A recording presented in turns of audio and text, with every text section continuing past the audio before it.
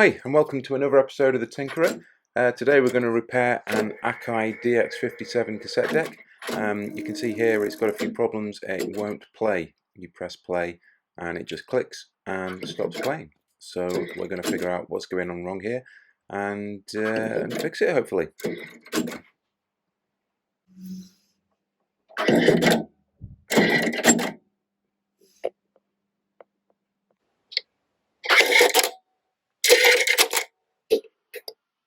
See how loose that band is there.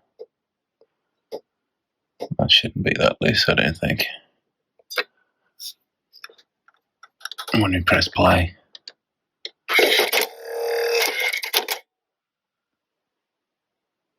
yeah, that's just not doing anything. So as you can see, I've already removed the lid. That's just 3 screws each side and just 2 on the back, and just lift straight off. First thing the manual says is to remove the mecha block. To do that, we've got to get these cables off, pull these off, and just make sure they've got a bit of slack. Now the thing about pulling these off is you don't want to pull them too hard by the cables themselves, because you don't want these being pulled out. So just be a little bit careful, but you can see they come off really quite easily. And those have got some slack on them now, so that's easy done. The other thing it says to do is to remove the cassette lid. That just lifts straight off. It's easy.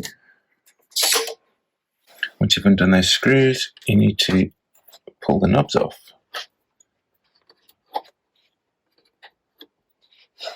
Okay, taking the front off is a case of taking this nut off the recording volume, which I'm just going to use a socket for. Just put it in there, so it's quite a deep one. Unscrew, and it'll just, it's very lightly done up. Like so. Next we've got to undo this screw, and this one at the rear here.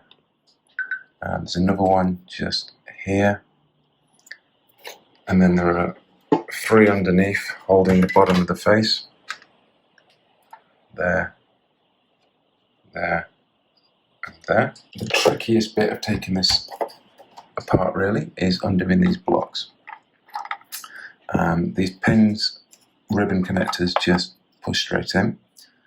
And to get the blocks off, I just used a flathead screwdriver and I just prise them apart. You see, unfortunately, I've managed to damage some of the connectors. They pull up and they do actually come off. But these were really, really stiff the first time I did it. Once you've done that, the ribbon cables, they do pull out. But to get them out, because they're quite tight in there, use a screwdriver to gently ease them out. So just gently pushing the pins back whilst gripping the cable a little. And I can feel the cable is slowly coming out. It's nearly out now. There we go. Go do that 4 times for each one of these. So once we've got the front off, we need to disconnect these 2 connectors. This one and this one under here. And they go onto the motherboard here, so they don't disconnect from this end, they disconnect from this end, so we just have to take those off, and they should hopefully just pull off. Yeah.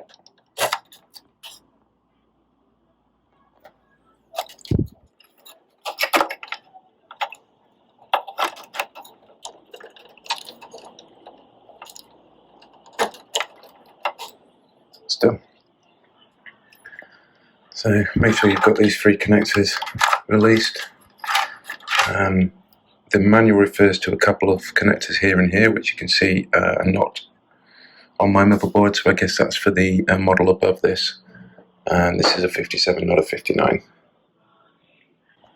So this is what they call the mecha block, and it says to remove the mecha block screws. I can find this one.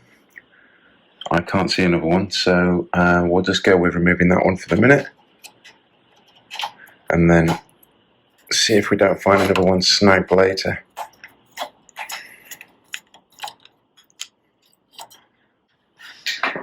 Once we've done that one, we've got two underneath. I think this one, part of the foot it's pointing to, I'm going to guess it's this one as well. So that would make sense, because you can see that bracket at the bottom there. This housing is what's going to be coming off, so I'm going to undo those two. So having undone both of those, you can see that this whole block is loose. Just being a little bit careful because I'm not sure if I've missed any cables or screws or anything. I don't want to snag anything.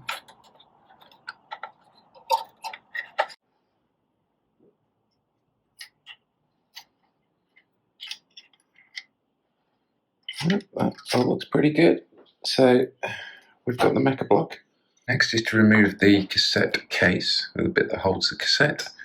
So we'll open that up. We've got just this spring here needs to come off. So I'll just pull that out. And we'll try to remember which way on that goes. I think this just pulls off, so if we pop that out of there, and the same on the other side. Take it up one side at a time.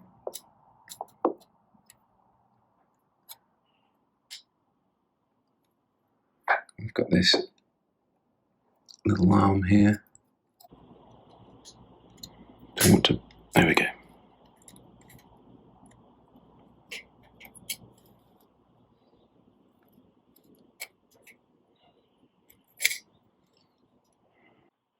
Having done that, I can definitely see what the problem was. And that's broken. And it is snapped.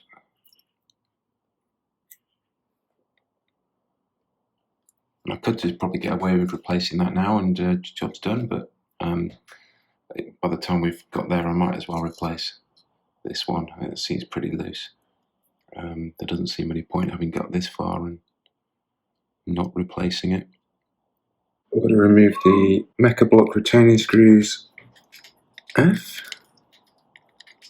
And this one, that's a bit difficult to get to without removing this stopper retaining screw. So we've got to take that off as well.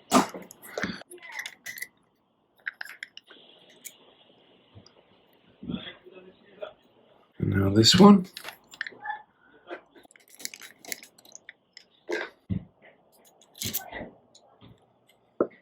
We've got to desolder these motor wires.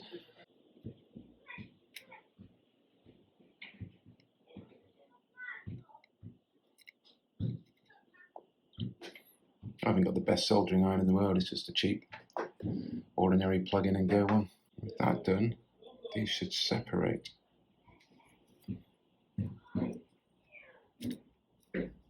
Like so.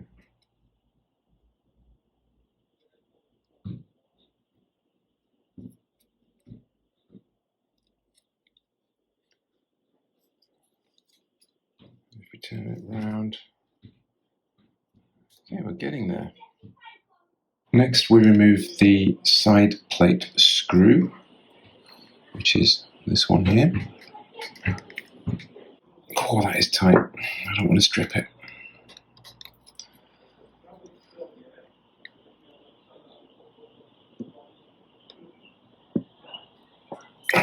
That was in very tight. I had to find just the right size screwdriver to get that to fit and undo.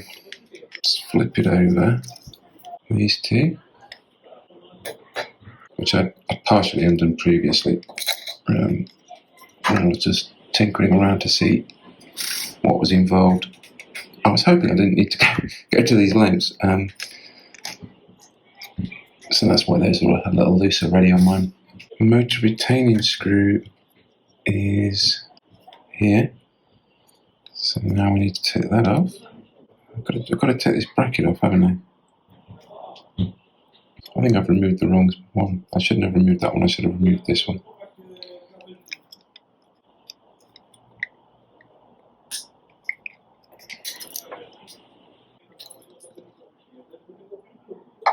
I'm going to put this one back on before I forget.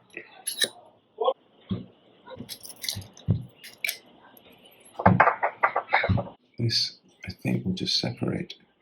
Okay, so we've got the cables here stuck.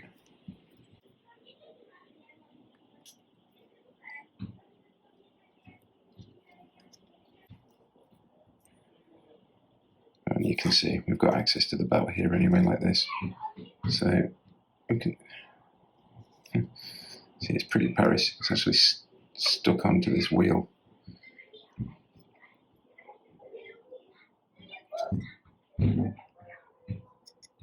Yeah. Yuck. That's what happens when you don't use your tape drive for a while. It's all sticky and yuck. This is my new belt. This is the old one. Just a little bit of difference in size. So let's reassemble.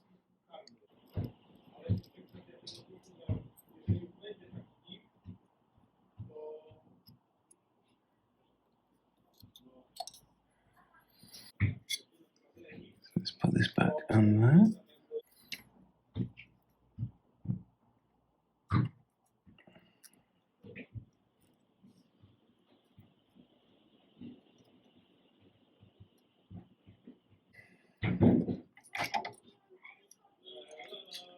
So let's make sure that this is seated properly. That needs to. What happened there? Just make sure it's still seated properly, which it is. Get these screws back in.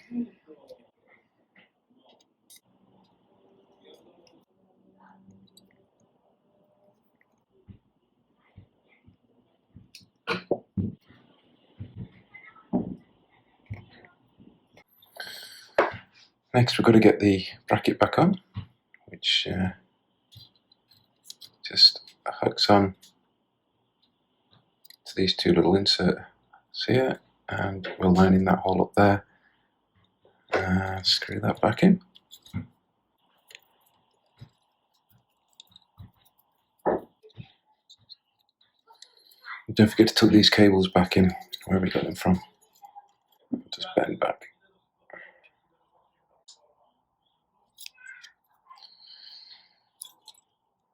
Okay, so while we're at it and we've got everything disassembled, let's just clear out all this fluff and muck and clean the rollers and everything else. See, it makes sense to fit this now. It goes around the back on this white wheel.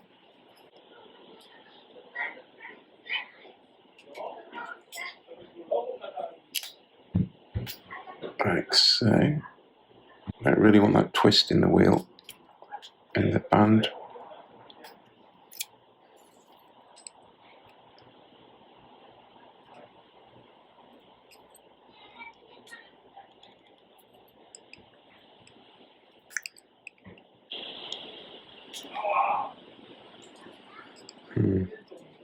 There we go.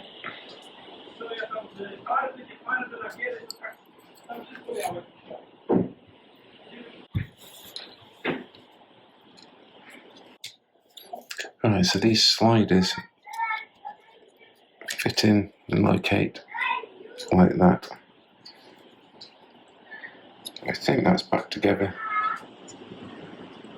as it should be. Two long screws back in. There we go.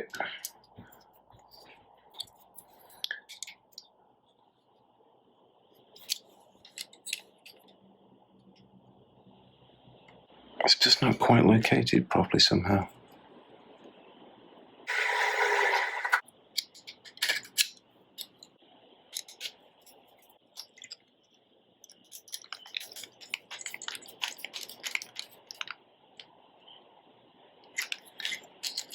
Quite sure how this connected. I think it went like that. So there's a little locator on that one, and then this tiny little screw.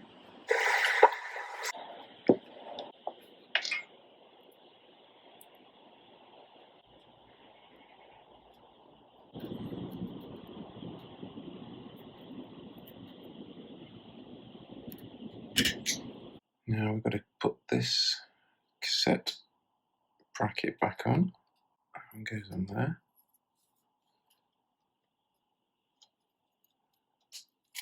It's on there.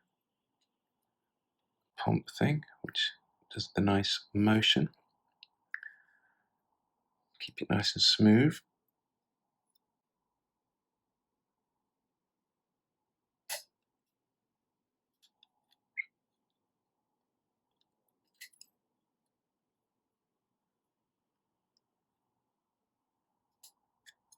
There we go. So that provides a nice opening motion.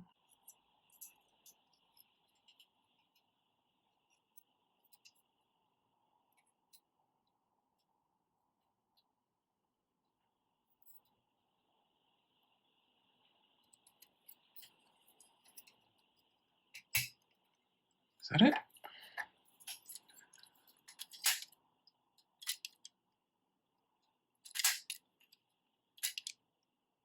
That looks pretty good to me. So next we're going to put it back in the chassis. So let's keep the wires out of it.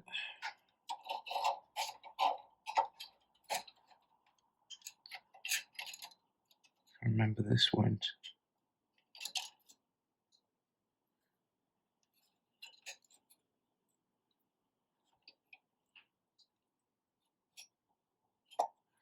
So all I'm trying to do is line up the holes with the screw holes underneath as a guide as to where it fitted.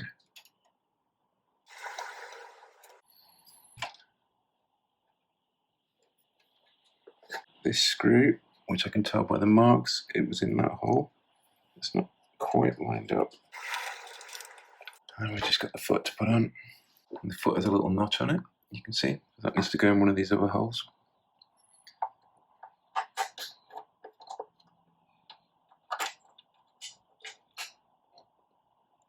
Could do a second pair of hands, really.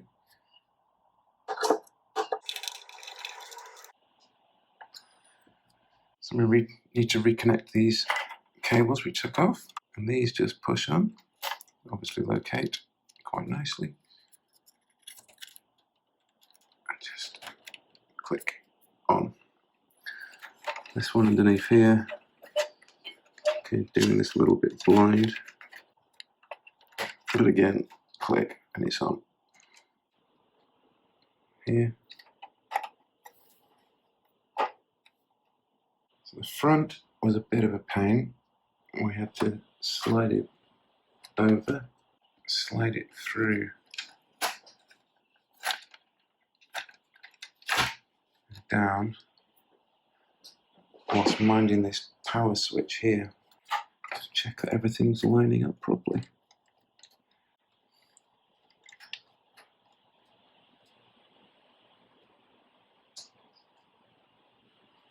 I seem to have lost the spring for the eject button.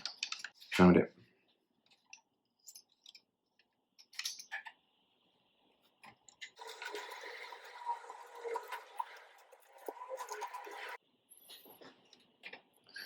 So the difficulty there was getting the front on and getting these buttons through.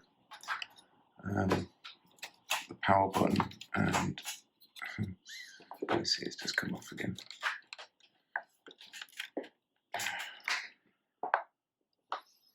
So next we're going to fit these screws into the back here. No, it's here through this hole. We've got these two gold ones to put back on either end, and on the underside the little black ones.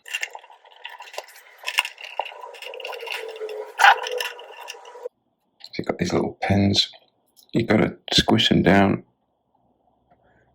just make sure that they're all aligned correctly. push them in, and then put the cover back on. So these white covers will clamp them back in into position.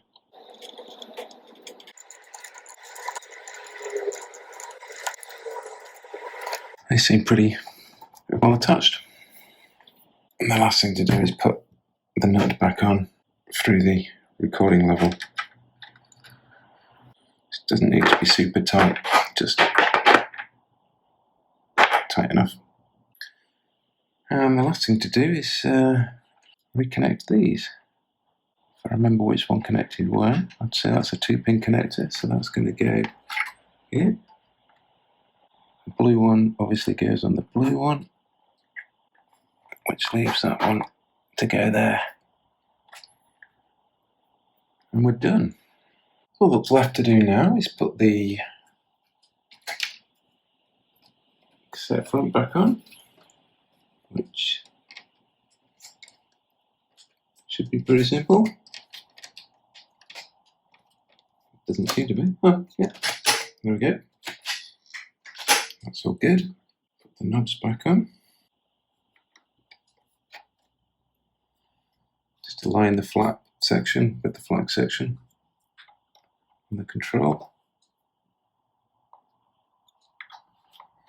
Bias, recording balance, and recording level. They're all turning correctly. It's good. Nothing's snagged, everything seems to work as it should do. I've got a cleaning tape here. I'm going to use that. I don't want to damage one of my real tapes. So let's see if we can get this to play. Moment of truth.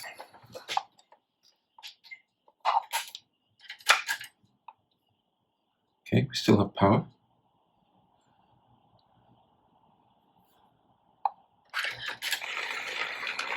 You see the wheels are going, and the tape head cleaner is doing its thing. Let's just try out with real tape. And I've got a proper tape. Forward, stop, rewind, auto stop.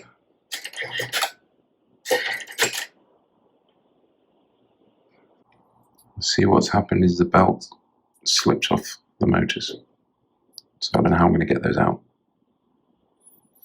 So let's see what we've got. Power. Put a tape in. And we play. And that's all working correctly. Let's just put the lid back on and see what it sounds like.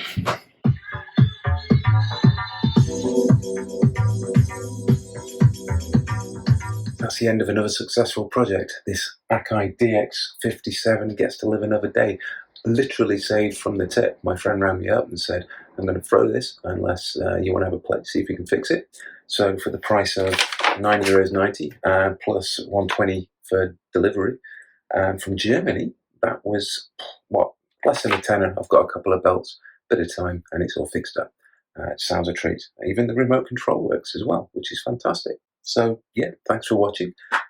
Hope it helped some of you guys. Remember to subscribe, like, and see you again for the next one. Bye.